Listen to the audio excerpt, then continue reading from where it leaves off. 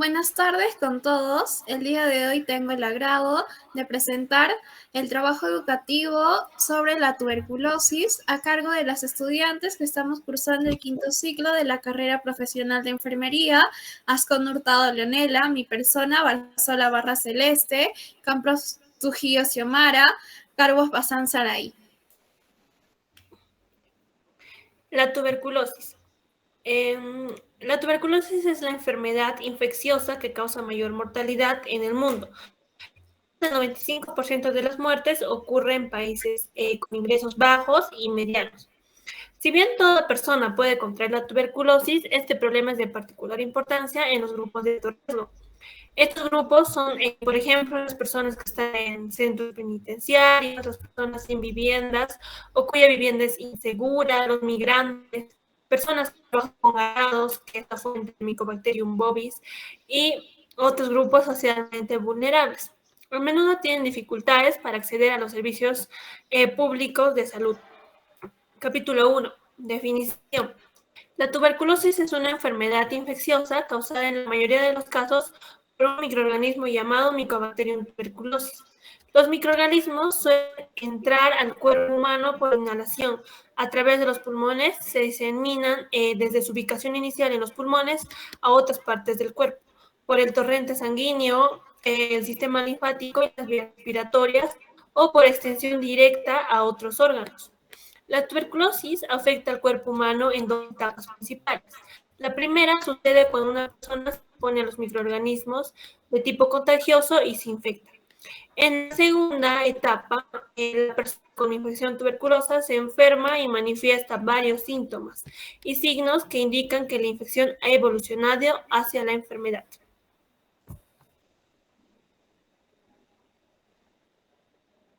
Ahora les voy a hablar sobre el capítulo 2.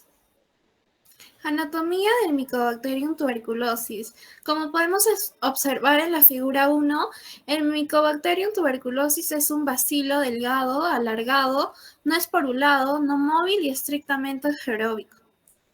Su morfología caracterizada incluye una forma recta o ligeramente curvada, con extremos redondeados, mide aproximadamente entre 1 y 4 micras de longitud y 0.3 a 0.6 micras de ancho.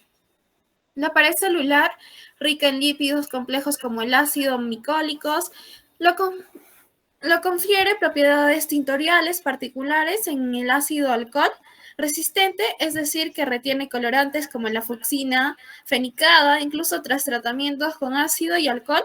Esto caracteriza lo que hace identificable a la microscopía mediante la técnica de Sentinel. Fisiología del bacilo tuberculoso.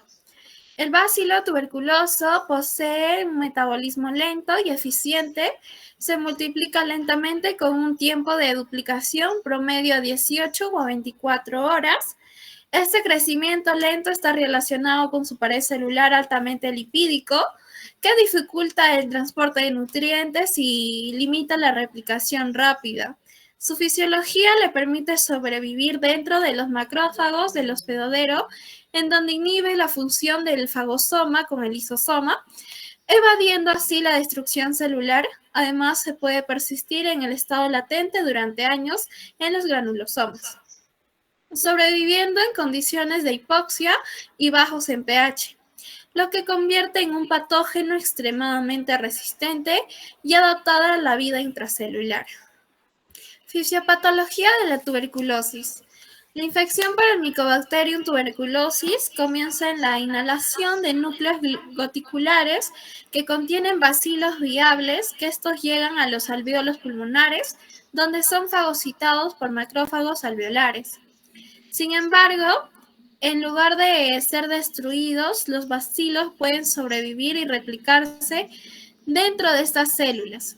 La respuesta inmune adaptativa se activa entre la segunda y cuarta semana tras la infección, mediada por linfocitos TCD4 que segregan interferón gamma, lo cual activa los macrófagos para una mejor eliminación intracelular de los bacilos.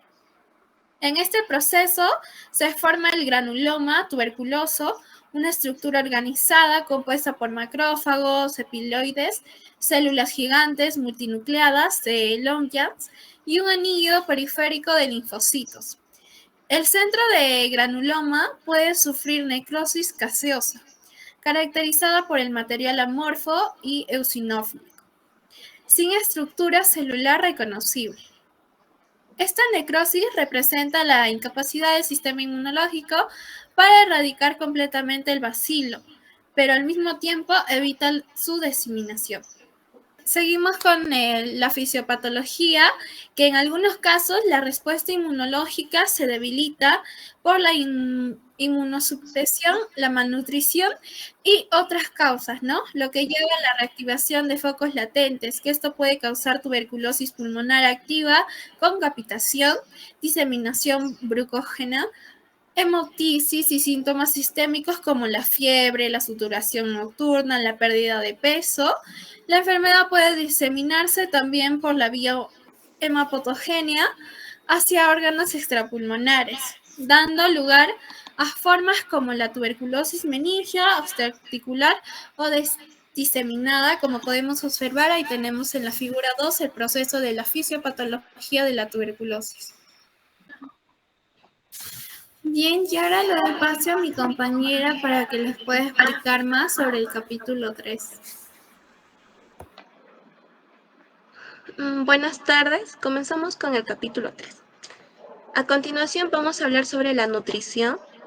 Bueno, las interacciones de medicamentos más importantes que pueden presentar los fármacos antituberculosos se producen a nivel de la absorción de fármacos a nivel de su metabolismo. Entre las primeras hay que destacar que encontramos la isoniazida, la rifampicina y etamutol.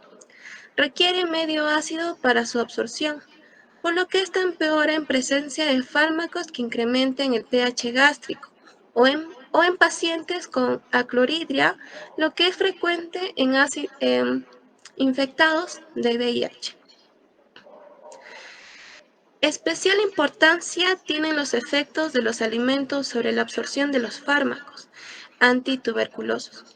Es necesario resaltar que la isoniazida, la rifampicina y cicloserina deben administrarse con el estómago vacío, mientras que la rifampicina, claritromicina, clofazimina y PAS se absorben mejor en presencia de alimentos.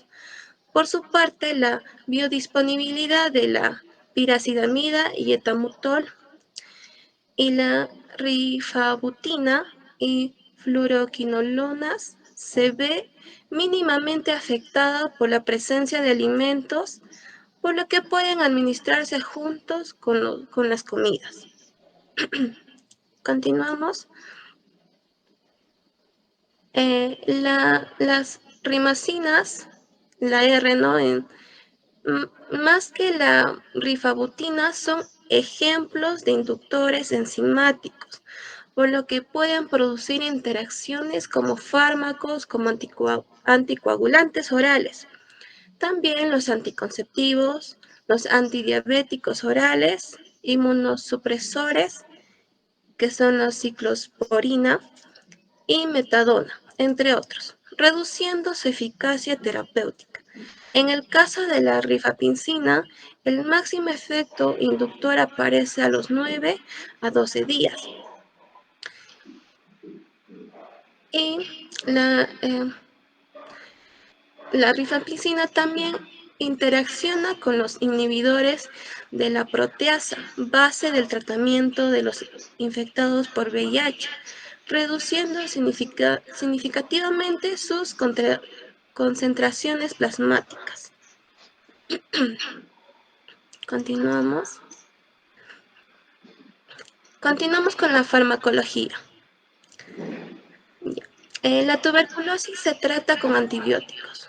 Los fármacos más importantes para el tratamiento de tuberculosis sensible a medicamentos son la isoniazida, que ahí está, también se representa en siglas la H, la rifampicina, la R, la piracidamida, Z, etamutol, representado en las siglas de E, Estos están disponibles en combinaciones de dosis fijas, que pueden contener 2, 3 o a 4 medicamentos contra la tuberculosis, en un solo comprimido de la siguiente manera. Acá vamos a ver, que van a ser los medicamentos combinados con medicamentos de 2, 3 a 4. El primero que encontramos es la rifampicina con isoniazida, en siglas RH, la rifampicina con isoniazida y piracidamida, en siglas RHZ, rifampicina con isoniazida y entamutol, en siglas RHE, y la rifampicina con isoniazida y piracidamida y entamutol, RHZI.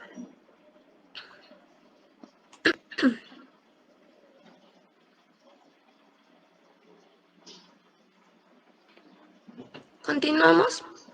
En esta guía recomienda que se ponga al alcance solo una variedad limitada de formulaciones para cada medicamento. Esto simplifica la gestión de suministros de los medicamentos. También mejora la seguridad en la prescripción y facilita la administración de la dosis correcta. En las siguientes formulaciones que se recomienda internacionalmente para el tratamiento de la tuberculosis en adultos. Acá está la rifampicina con isoniazida, que nos da 150 miligramos sobre 75 miligramos. Ahora encontramos la rifampicina, isoniazida, la piracidamida y etamutol, que nos da 150 miligramos sobre 75 miligramos. O también 400 miligramos sobre 275 miligramos. Y la piracidamida, 400 miligramos. Y también el etamutol, 400 miligramos. Continuamos.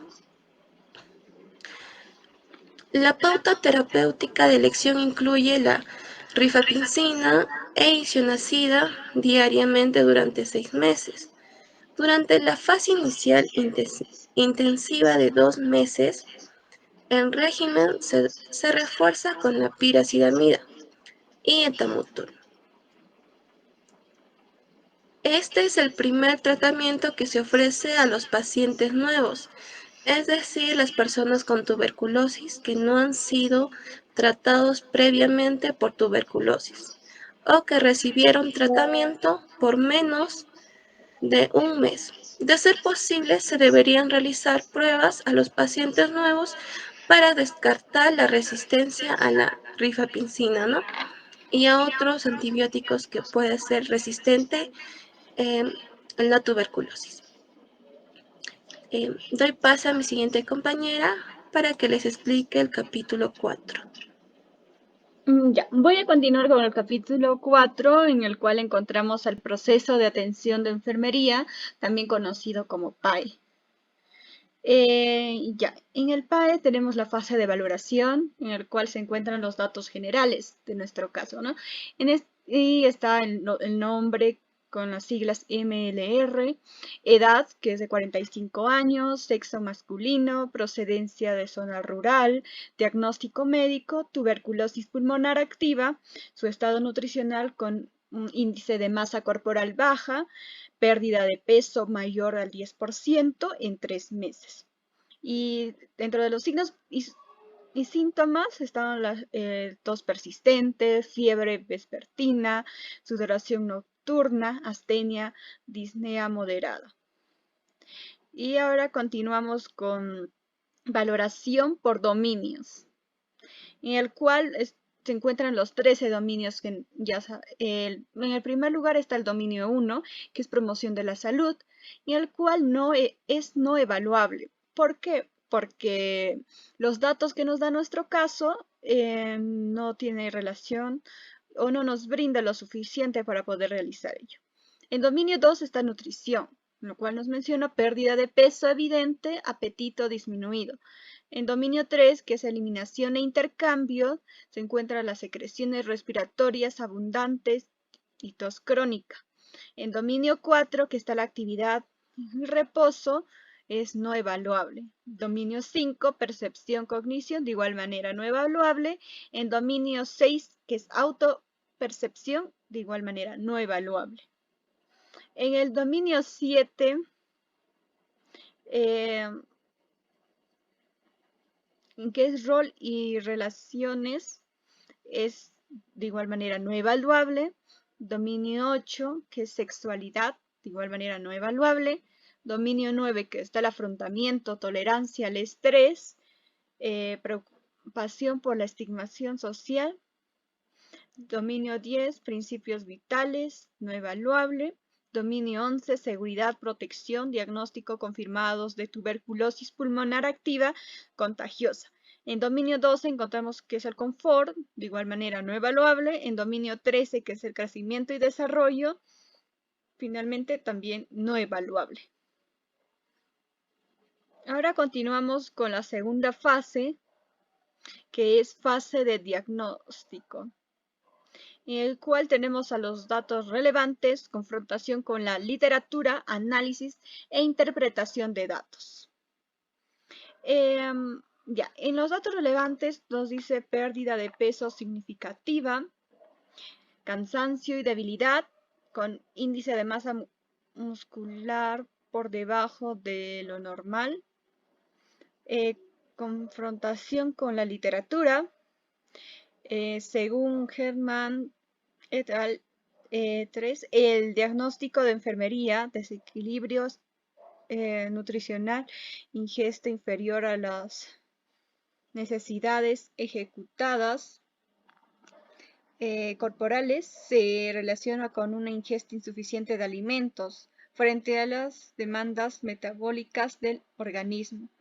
En análisis e interpretación de datos nos dice, el paciente presenta un estado nutricional deficiente como consecuencia de la tuberculosis, lo cual justifica el diagnóstico desequilibrio nutricional, ingesta inferior a las necesidades corporales. Ahora, en el siguiente, dentro de los datos relevantes está tos persistente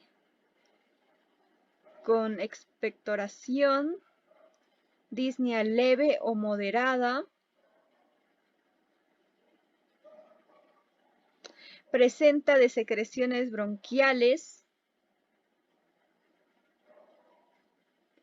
el NIC 2020 y dentro de confrontación de la literatura está el NIC 2023 y el NOC 2024, que nos dicen que considera la intervención de terapia respiratoria y manejo de secreciones en pacientes con el diagnóstico llamado limpieza ineficaz de las vías aéreas, tal como se describe en el NANDA 1 2024 al 2026. Se evidencia una alteración en el patrón respiratorio del paciente por la presencia de secreciones, lo que compromete la oxigenación diagnóstico, que es limpieza ineficaz de las vías respiratorias. Dentro de los otros datos relevantes encontramos verbaliza miedo y preocupación por su salud, manifiesta ansiedad por el rechazo social, estado de ánimo bajo. De igual manera, en la confrontación de la literatura está el diagnóstico de ansiedad. Está descrito por Nanda 2024-2026 como una sensación vaga e incómoda de adhesión o temor, acompañada de síntomas físicos y suele estar relacionada con procesos. El paciente presenta signos de ansiedad relacionado con el diagnóstico y su impacto social. Diagnóstico ansiedad relacionado con el diagnóstico, ¿no? Ansiedad relacionada con el diagnóstico y estigmatización. Ahora continuamos con la siguiente fase, que es la fase de planificación, en el cual tenemos a esta tabla, en el cual está el diagnóstico de enfermero, resultados enfermeros, intervenciones de enfermería, fundamento de las intervenciones y actividades, evaluación de resultados. En el diagnóstico de enfermero encontramos el desequilibrio nutricional, que es la ingesta inferior a las necesidades corporales, en el cual el NOC está estado nutricional, ingesta alimentaria y peso corporal. El NIC, manejo nutricional, asesoramiento nutricional, monitorización del peso. En el fundamento de las intervenciones actividades está mejorar el estado nutricional mediante dieta hipercalórica, enseñar al paciente sobre alimentos de alto valor proteico. En evaluación de resultados encontramos paciente incrementó 1 kilo con 500 gramos en 2 semanas y mejora su apetito. En el siguiente diagnóstico tenemos limpieza ineficaz de las vías aéreas, que es el estado respiratorio, permeabilidad de las vías aéreas, intercambio gaseoso, aspiración de las vías respiratorias, terapia respiratoria, enseñanza técnica de tos, todo ello dentro del NIC. Ahora en fundamentos de las intervenciones y actividades encontramos controlar el peso 2 veces por semana, facilitar la expulsión de secreciones mediante técnicas adecuadas, enseñar respiración diafragmática, fomentar hidratación para fluidificar secreciones. Y en evaluación de resultados nos menciona se reduce la tos y mejora del patrón respiratorio. En el tercer diagnóstico de enfermero tenemos a temor relacionado con el diagnóstico de tuberculosis. Dentro del NOC está afrontamiento del problema, bienestar emocional, y dentro del NIC, apoyo emocional, disminución de la ansiedad, educación sobre la enfermedad. También tenemos reducir la ansiedad con información clara sobre la tuberculosis, escuchar sus temores y reforzar apoyo social, brindar seguridad emocional y aclarar mitos. Paciente muestra menor ansiedad, se siente más tranquilo y comprometido con el tratamiento. Y ahora continuemos con la fase de ejecución. Se realizaron las actividades planificadas, incluyendo educación individual al paciente, control nutricional mediante registro diario de alimentación y sesiones de apoyo emocional. Se promueve el autocuidado, el uso adecuado de la mascarilla y el cumplimiento estricto del tratamiento DOTS. Ahora la fase de evaluación nos dice que el paciente ha ganado 1 kilo con 500 gramos en 2 semanas. Se evidencia mejoría en la técnica de tos efectiva y reducción de secreciones. Verbaliza menor ansiedad y mayor conocimiento sobre la enfermedad y su tratamiento. Adhiere correctamente al tratamiento farmacológico. Ahora finalmente con la conclusión. La tuberculosis continúa siendo un importante problema de salud pública a nivel mundial, especialmente en regiones con condiciones socioeconómicas desfavorables, a pesar de los avances en diagnóstico y tratamiento. Su persistencia refleja la necesidad de fortalecer los programas de prevención, detección temprana y control, así como mejorar el acceso a servicios de salud de calidad.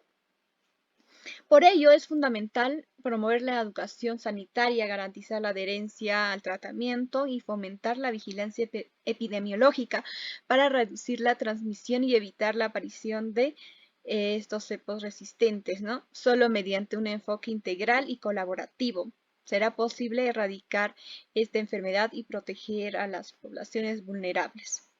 Por ello se destaca la importancia del rol del profesional de enfermería y del equipo multidisciplinario en la promoción de la salud, la educación del paciente y su entorno familiar, así como en el seguimiento continuo y humanizado del tratamiento. Solo a través de una intervención integral basada en la equidad, empatía y el conocimiento científico será posible reducir significativamente la incidencia y prevalencia de la tuberculosis en nuestras vidas. Ahora paso a mostrar las referencias bibliográficas que usamos para realizar nuestro trabajo, en el cual tenemos 5, todos son libros, las 3 últimas son las NICNOC y NANDA, las actualizadas, y los otros libros que usamos para realizar lo que es anatomía, fisiología, farmacología, entre otros datos principales. Eso sería todo, muchas gracias.